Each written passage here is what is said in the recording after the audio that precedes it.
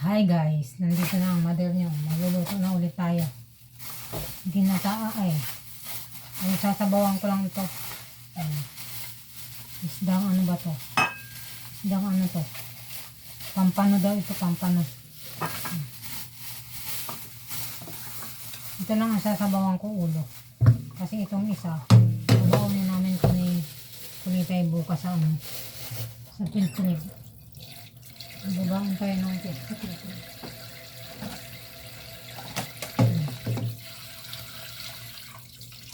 Ito ko ito bukas. Para iba naman yung aming baon.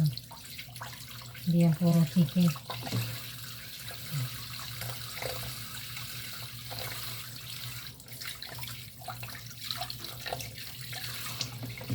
Sikat na itong baon natin.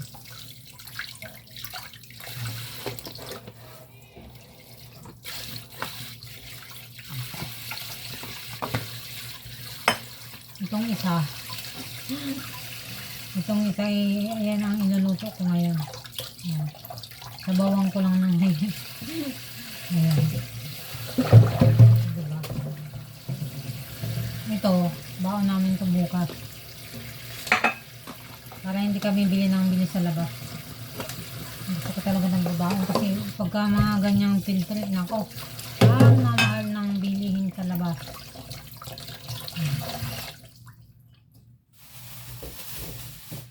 O, diba? Fish.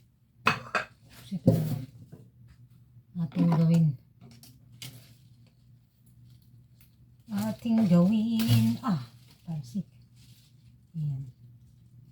Siyempre, ang mother nyo ay mahilig sa gulay. Kaya ito lagi ang aking pagka mahilig tayo sa gulay. Ayan. Kinamatisan. Gagawin ko lang siyang kusido. Ayaw ko kasi ng mga prito-prito eh. Prinito na may chicken na naman dito. Pinirito. Yung tira ni kulit eh. Hindi talaga ako mabubuhay pag laging ganyan ang ulam. Yung mga prito-prito. Bali palagain man lang ako ng mga gulay-gulay dyan eh. Ayos na eh.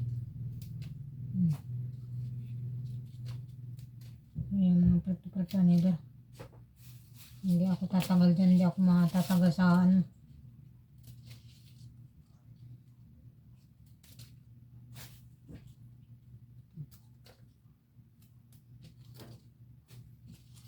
Siyempre bago ako maglaba doon ng damit ko,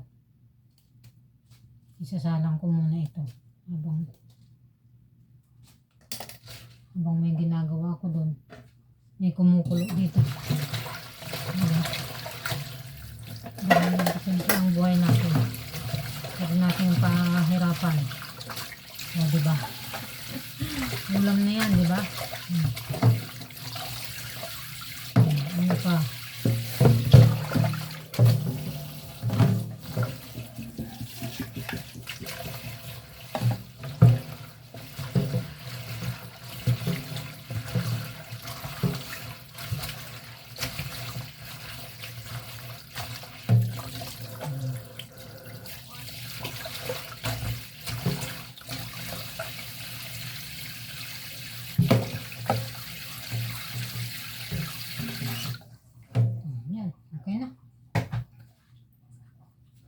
Then, sasabawan natin dito.